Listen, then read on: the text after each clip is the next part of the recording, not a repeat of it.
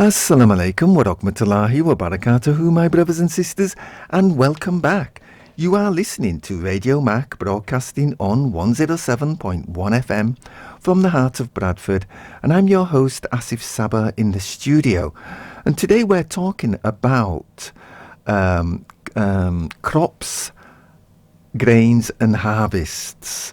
And we'll see, I'm looking at a verse at the moment. It's Surah 6 verse 99, and so far we've got about halfway through, and I know I may have been speaking about things you haven't heard me speak about before, but the Quran is such an amazing book, and there's just so many little ideas in there that when you start to look at them and open them up and understand the Quran in relation to your own personal and spiritual development, this is when you start to really get to know the Quran in a way that transforms your understanding of the whole of life, because the Quran isn't just about what is going on in the external world. It's got an amazing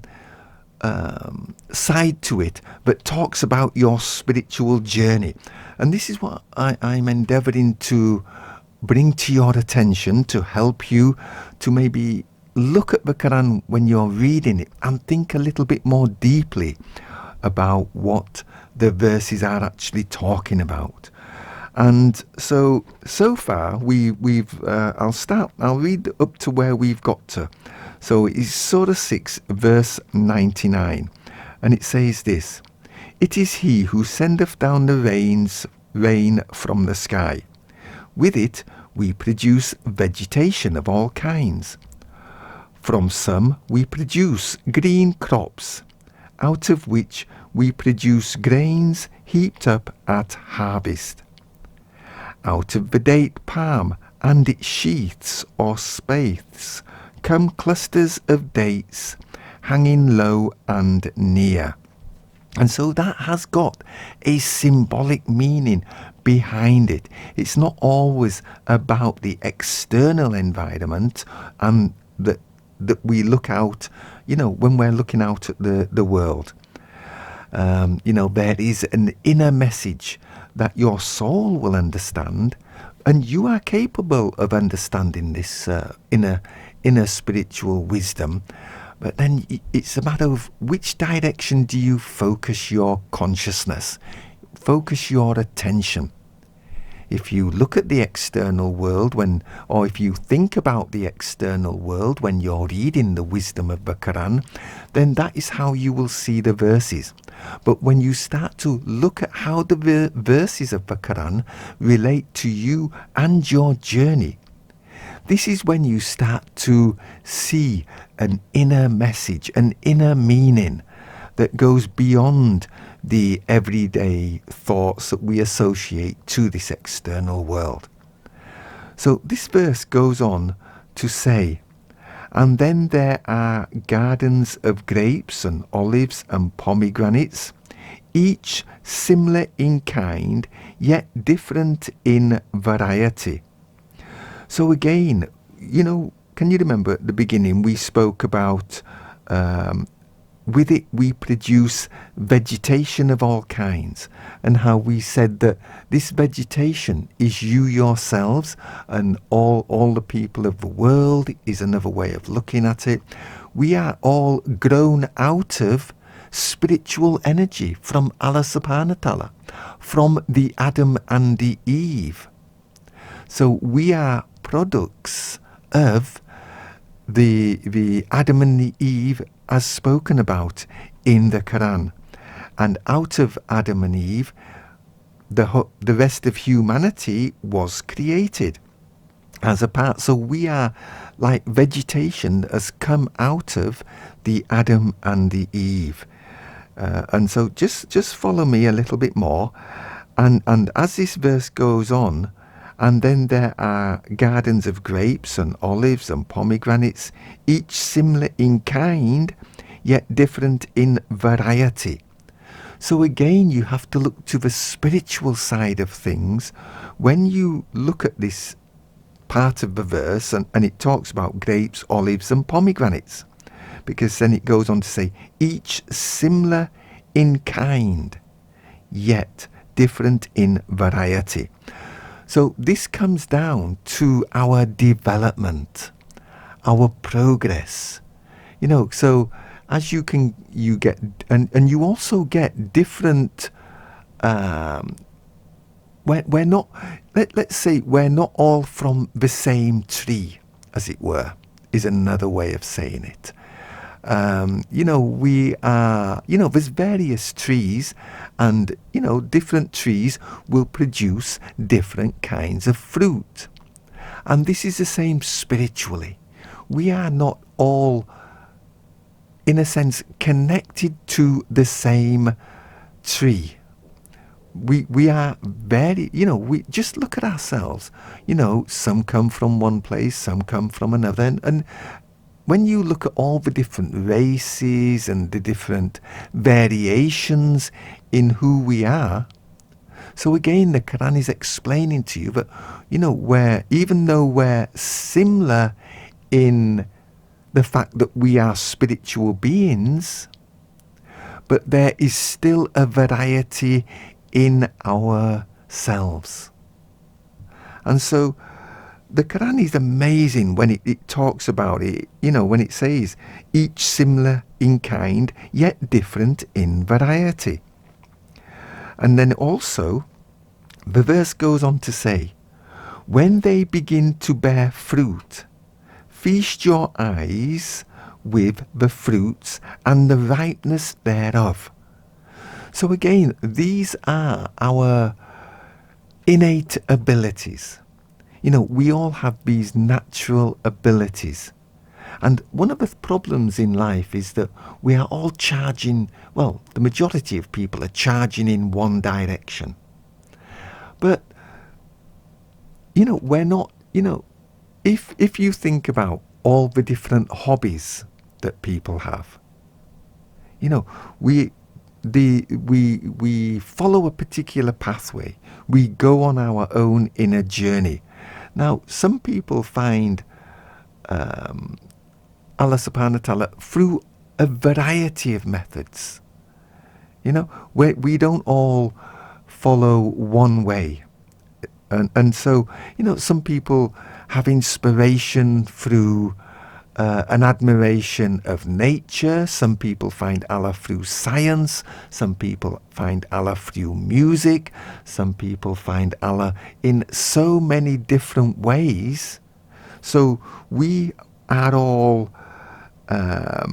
bearing different kinds of fruit. And as we go through our everyday life, we are evolving, we are growing. And as our inner self ripens, as we learn through whatever means we need to learn, we begin to grow in awareness. And the fruits that are within us can also be connected to our gifts of love, trust and truth, because or kindness or empathy or compassion. All these things are like fruits within us. And as you develop, say for example, charity is a good one to look at. So there are some people who don't ever give in charity. And so it's not that charity doesn't exist within them. They have put a block on themselves and saying, well, I'm not going to give in charity. Why should I? I've earned this. This is mine. And so that kind of mental attitude puts a block on their ability to give. It's a sign of selfishness, if you want to look at it another way. And so by acting on charity, by giving in charity, what do you think that does to you? Well, charity is the fruit within you. And the more you give in charity, the more that fruit ripens. Or the more you pray. The more you pray, the more you surrender yourself to Allah subhanahu wa ta'ala, the more beauty will grow within you. And that is when the fruits, your inner fruits, start to ripen and grow. And you become a beautiful human being. And again, coming back to this idea of the expression of love. So, as you learn to love, as you develop love, love will grow within you. It will become a divine expression within you. And that is the essence of who you are. You are evolving, you are growing, you are developing. But it all comes down to you. It's for you to learn to develop the fruits within yourself. And the whole package, everything exists under one package, if you want to look at it like that, through the expression of love for those around you, for humanity in general. And so this is why it's so important. And when you're reading the wisdom of the Quran and you're looking at the verses and you're thinking about, okay, what does this verse mean? You know, this is when you start to look into what it means, and this is when you start to see how amazing the Quran actually is. When you start to really break it down. So when you're reading the Quran and you come across things like rain that comes down from the sky, understand that as being spiritual energy that is being sent to you. And it's coming, it's sustaining you on your journey and helping you to grow and develop. And you could look at, you'll also find other verses which we haven't spoken about yet, but when the Quran talks about clouds in the sky, well, from the cloud, rain descends onto the earth. Now, symbolically, the earth is your mind. Just think about it for a moment. So you are sent inspiration, and I've spoken about inspiration on numerous occasions. So what comes to you as inspiration? Well, it comes from the clouds. Inspiration is like, if you just use your own imaginations for a moment. Right, so a cloud is flying above you, and it drops its rain on you, which is the inspiration. So you receive this divine blessing of inspiration, which opens your mind to understanding something in a new way, maybe. And so as this inspiration falls on you, it helps you to grow and develop, and it sustains you. And then, Allah goes on to say, with it we produce vegetation of all kinds. So this is, from all this spiritual energy that you come. So don't forget, you were alive before you came to this world. You were up in the hereafter. And if you read the verses connected to Adam and Eve, it tells you that it tells you that, get ye down, all ye people, on earth will be your dwelling place. So we were somewhere else before we were sent to this world. And that is the essence of the story of Adam and Eve. And it's something that not too many people seem to be talking about or discussing. Most people, because our focus of attention is all about this physical reality, then when we read the story of Adam and Eve, we miss out on the spiritual aspect of the story because we're focused on the external world. And so we miss that side of things. But when you actually read the story of Adam and Eve and you come across the verse that says, "Get ye down, all ye people, with enmity between yourselves." Now, I don't have the verse to hand, I just remember the phrasing. It's telling you that we were somewhere else before we were being sent to this world. And there were more than two people as well. And this is why it's important to pay attention to what the Quran is saying. It wasn't just one person or two people that were sent to earth and we all evolved out of those two people. So as you understand this story, as you read the Quran and start to pay attention to the wisdom, you see a different story, a story that has yet to be told. And there is so much wisdom there in the Quran. And so you are the vegetation as a result of the union between the Adam and the Eve, or let's say the masculine and the feminine energy that Allah subhanahu wa ta'ala created right at the beginning.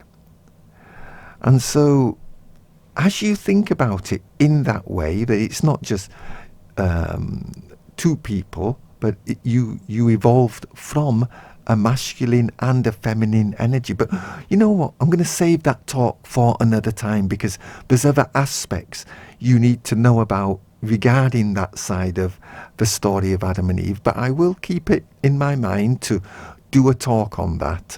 Or if you would like to jump ahead, don't forget, I've got a book out. You can buy it on Amazon. I do have a chapter in that book called Adam and Eve, and it kind of introduces you to this idea.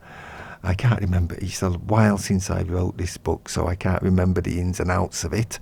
But if you want a copy, it is called Self-Help Guide to Meditation and the Quran, and you can buy it on Amazon, or just type in Self-Help Guide to Meditation and the Quran, and I'm sure it'll come up on Google or something.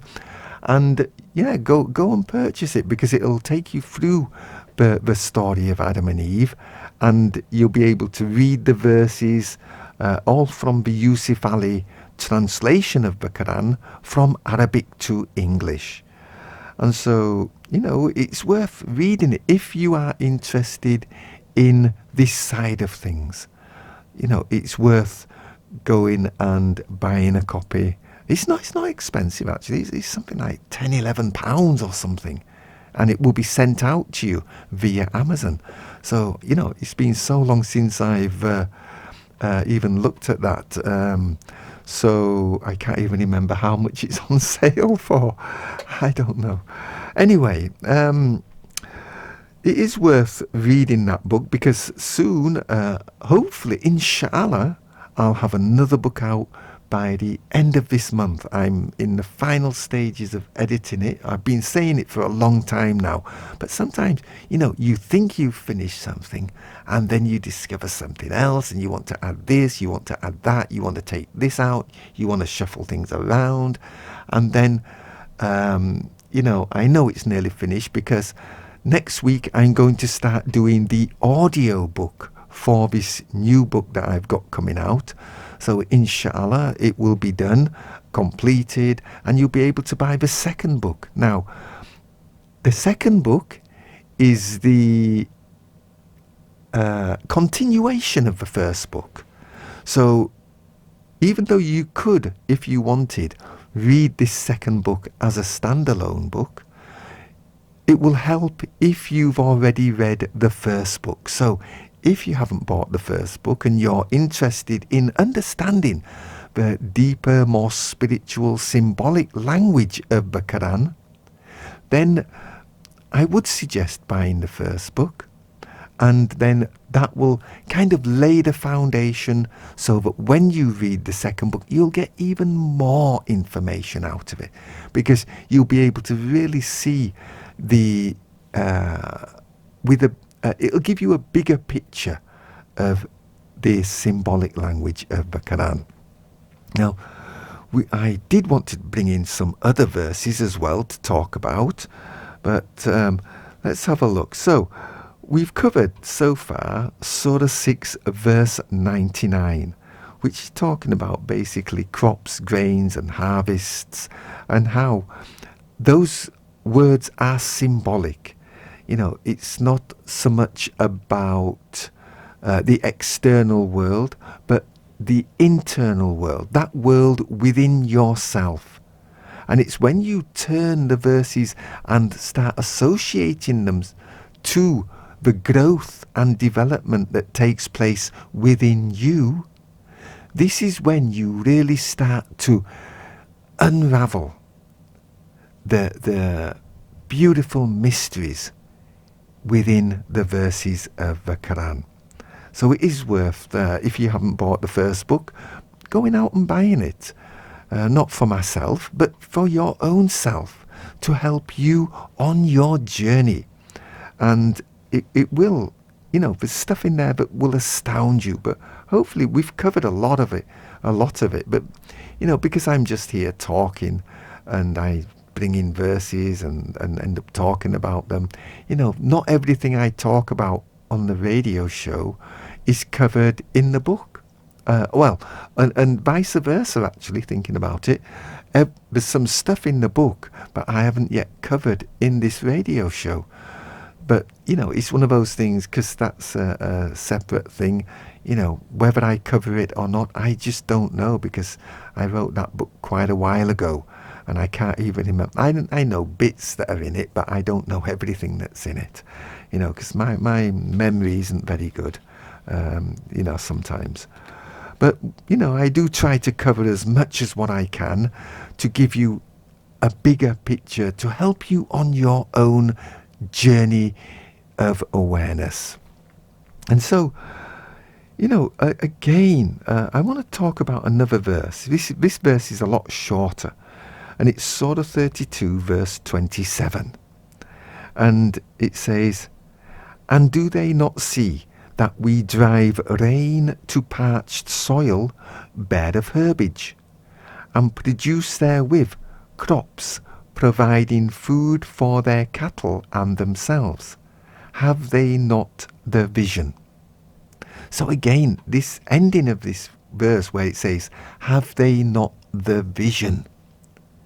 The vision is to see how the wisdom of the Quran relates to your own spiritual journey. Now it starts off like this. So it's Surah 32, verse 27, and it goes, "And do they not see that we drive rain to parched soil?" So what is parched soil in the Quran? Okay, you know what it is on the external world, but the parched soil is symbolic again for your own inner self. So, for example, if your thinking is all about the external world, then you are, how can I say, the wisdom that you could have been growing isn't there. So it's like parched soil. It's a little bit like a desert within you, because you're bare of herbage. In other words, there's no growth really. You might know a lot about the world, but what about that growth within your own self, that growth within your soul? And so this is what this verse is talking about. So the rain, where it says, "Do they not see that we do drive rain to parched soil?" In other words, you are sent inspiration. You are sent rain, spiritual energy from the heavens. And it falls on you. And it gives life to your soul. And even though you may not have thought about things, what happens is this rain, or it stimulates growth within you. So the inspiration that you receive through your higher conscious self starts to stimulate some kind of growth within you. Now, at one time you may have been bare of herbage because you've been to school, you've done this, you've done that, but all that you've learned is all about focusing on earning a living in the external world, but you may not have thought about what's going on within yourself. Assalamu alaikum wa rahmatullahi wa barakatuhu, my brothers and sisters, and welcome back. You are listening to Radio Mac, broadcasting on 107.1 FM from the heart of Bradford, and I'm your host Asif Sabah, live in the studio, and today we're talking about crops, grains and harvests. And I've got so many verses, well, quite a few verses here, but I haven't kind of got round to even beginning to touch on some of the other verses relating to crops, grains and harvests. There's just so much, even in just some of the smallest of verses from the Quran, there is so much information that you can kind of withdraw from even the simplest of expressions. And when you start to think about the verses in the Quran and relate it to your own inner self, that you are the crop, you are the vegetation, you are the growth that takes place, this is when you start to really extract from the verses of the Quran so much more information. I mean, it's just astounding. I don't think people really realize, or even though people say, the Quran is this, the Quran is that, it's only when you really start to look at those verses, see what they are actually saying, relate them to your own inner spiritual self. This is when you really start to understand and know the verses and see within the wisdom of the Quran this extraordinary message that speaks directly to your soul. But this is where it's good to also engage your intellect and let that help you to decipher this amazing message that you can find within the wisdom of the Quran. So just before the commercial break, we were looking at Surah 32, verse 27, and it goes, "And do they not see that we drive rain to parched soil?" Again, the rain is the spiritual energy that is sent to you. And before you take up your journey, your spiritual journey, because when we go to school, just like I was talking about before the commercial break, when we go to school teaches us how to fit into this material world. And it does very little really for us spiritually. And it's only later on. So in terms of when the Quran is talking about we drive rain to parched soil, so after you leave school, maybe your inner self is like parched soil. There's a little bit of knowledge in there, but it's not substantial. It doesn't really do anything or do much for you spiritually. So in a sense, without the wisdom, you are bare of herbage. There's no real true spiritual growth that's taken place. There may be, of course, there'll be some kind of growth, but not what could be there. And so, as this rain reaches you, and as this rain reaches the parched soil bare of herbage, it produces crops. Now, what are these crops? Well, like all things, you have to teach yourself. Charity isn't just an automatic thing you do. You have to learn, what does charity actually mean? You have to learn kindness by doing acts of kindness. You have to, gratitude, for example. You have to, by practicing gratitude, you learn how to be grateful. By practicing compassion, you learn to be compassionate. These aren't just natural expressions. They are things that we have to actually learn to do. And so until we learn how to do these things, it's like we are bare of herbage. There's no real spiritual growth within ourselves. But what happens when Allah subhanahu wa ta'ala sends the rains to us? This spiritual energy. We begin to grow and develop. We begin to change. And when we understand the understanding about crops and how grains for how love and compassion and kindness and gratitude and all these 99 names of Allah subhanahu wa ta'ala, they are like the crops. What do they do when you develop things like charity or any of the 99 names of Allah subhanahu wa ta'ala? It's like providing food for those chattering little voices in your own head about everyday life. So those little chattering voices can be the cattle. You know, they're going blah, blah, blah, blah, blah in your mind. And there's no real wisdom there. It's just the things that you say you've learnt, say at school or wherever. It's just about everyday life. And so these are, and the older you get, the more these cattle kind of keep going on in your ears and trying to sway you away.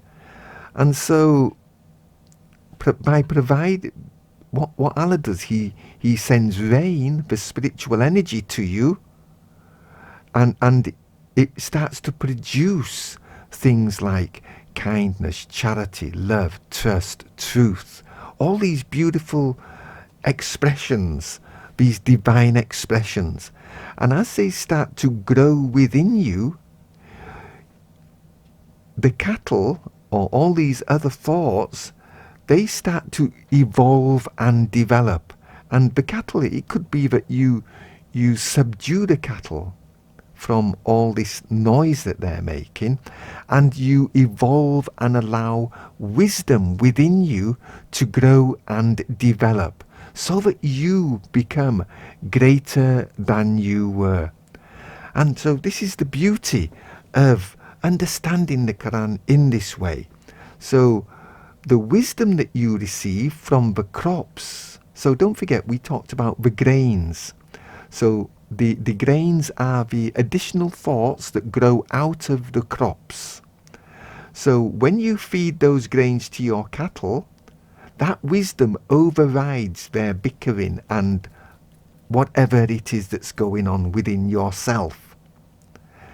And as you begin to evolve, you grow as a person, you develop as a person, you become greater than you were. And so this is where the wisdom or the crops, which is the nourishment or the expression of the 99 names of Allah subhanahu wa ta'ala, those crops provide food because out of them grow the grains that you feed to these noisy little thoughts in your mind, and you evolve and grow. And eventually those cattle will dissolve, and all you're left is with this amazing wisdom that you have learned and developed. But you have to work on yourself to bring out from yourself these beautiful acts that help you on your journey. So again, that verse, it's saying, don't you have the vision to see some of the things that I'm talking about? You have to look within yourself. You have to work on yourself. And you have to come up struggling for yourself. This is the amazing beauty of the Quran. It's got so much wisdom within it that it can help you in so many ways. And it's for you to learn to develop and grow that which exists within yourself. And it's only by you learning to grow and develop that you will find your way home. And as you begin to grow and develop, you will start to be amazed at some of the thoughts and ideas that will spring up as a result of the harvest that exists within yourself. That harvest comes from yourself. So it is up to you to become aware, to think about the thoughts that you're actually thinking and how you can develop them. And by reading the verses of the Quran and understanding the symbolic language, and by looking at how you can associate the verses to yourself instead of looking at everything and associating it to the external world, this is when you will start to really grow and develop. And this is where you will expand your awareness so that you can become so much more. And within you is the potential to be so much more than you believe yourself to be. You may think, this is who I am based on the material things that you've got, but you are so much more. You are an amazing person, a spiritual person. You've come into this world to experience what it's like to be a human being. And as you learn to work on yourself, as you understand the crops, which are the 99 names of Allah, is one way of explaining what the crops are. So look at the 99 names of Allah subhanahu wa ta'ala. They are the whole. Or the easiest way I always say, look at love. What does love mean to you? And all the thoughts that you think associated to the expression of love are the crops or are the grains within yourself. So out of the crop grow all these beautiful grains, and then it's for you to learn to grow these grains, grow this wisdom, and allow it to flourish in your life. And you will see, your common sense will tell you that you will become so much more, and you will discover so many amazing things about yourself that you didn't know before. You have a spiritual side to you, and that side isn't limited to this time and place in this physical reality. But it's only when you learn to grow and develop and express and expand in awareness that you will become aware of this greater part of yourself that has been covered up by the pursuit of material gains. Okay, we all need to make a living. I'm not saying you should give up on the world, but no, let it know its place. Know that within you is the potential to be so much more than you believe yourself to be. But what happens is we create this character, or it becomes a part of our character, and then we hide within it instead of opening ourselves up to the divine expressions that we know are within ourselves.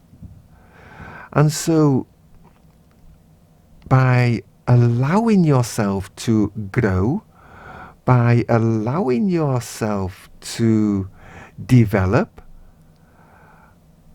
by allowing yourself to be greater than you were, part of that will be to open yourself up to the expression of love, because love is something we all have within ourselves. It's a part of ourselves, and you'll find within the expression of love are so many amazing things. But it's something, love doesn't come naturally. You have to work on it. You have to allow love to manifest within yourself and let it grow and expand. And this is what will help you on your journey. This is what will help you to become far greater than you may have thought. Sometimes we get so lost in the world and we think we're doing great things, but sometimes if we do not do them with an expression of love, then we lose a part of ourselves. And when you become, you see, love brings a certain kind of energy within you. When you express love, certain feelings arise within you.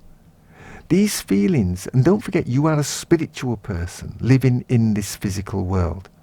So when you express love,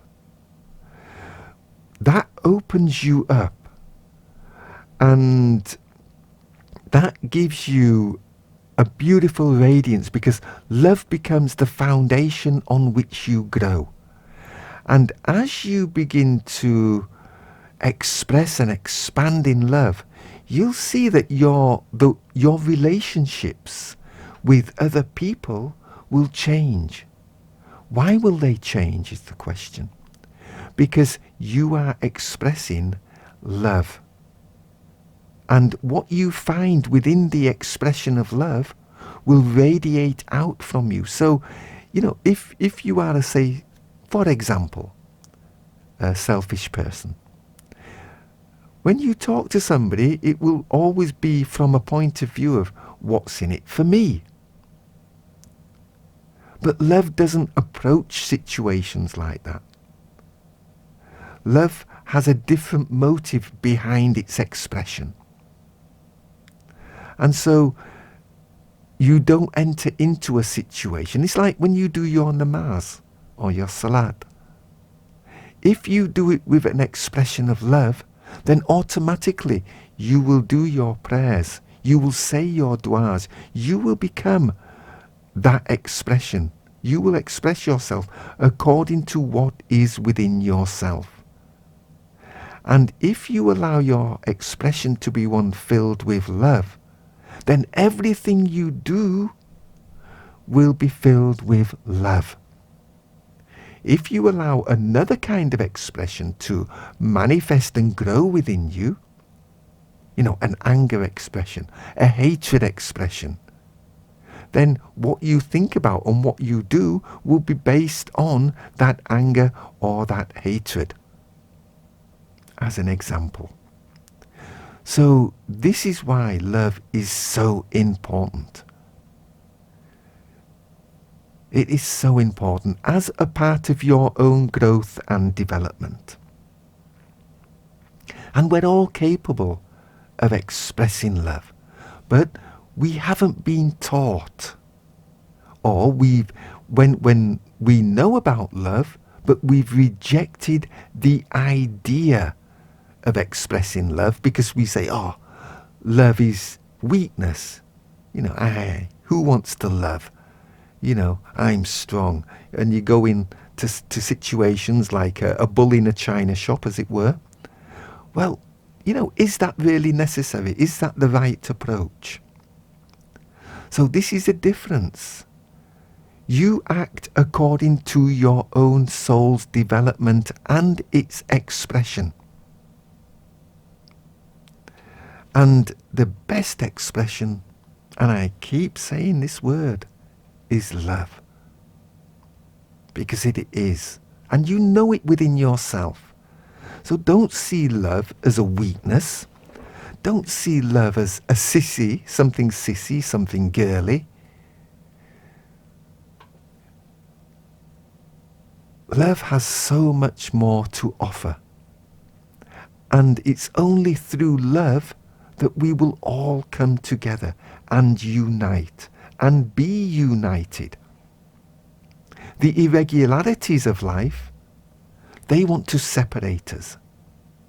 They want to create mischief in the land. They want to divide us. But only love will unite us. It's the only thing that will. It's the glue that holds us all together. And there are a lot of people, believe it or not, there are a lot of people in life that are expressing love. Because if there were more people that were expressing hatred and anger and all these things, then life would have finished a long time ago. So don't believe, look at life and realize, it's still going. Why is it still going? Because more people understand that love is the best expression. And they are working, they are fighting, they are, trying their best to be the best that they can be. Rather than, be this other person that, we're all capable of being that person, but through choice, it's best to look at who you are becoming and allow yourself to become the best version of yourself. And when you read the wisdom of the Quran, start to think a little bit more deeply, because the truth is there. You just have to see it for yourselves and ask that question. Have they not the vision to see the wisdom in the verses of the Quran? But when you look with the eyes of love, the truth will reveal itself to you, because you will see according to your state of mind. And this is the beauty. So allow yourself to grow in love. Allow yourself to be the best version of yourself, so that as you come up struggling for yourself, you will open yourself. You see, hatred and anger, that puts you in a little box. And you become surrounded by that kind of energy. When you open yourself up in love, trust and truth, what do you think that does to you spiritually? It's like a flower opening from its bud. Your consciousness opens up. You evolve. And it's like a whole new world opens up in front of you. And you will be amazed at what you will find.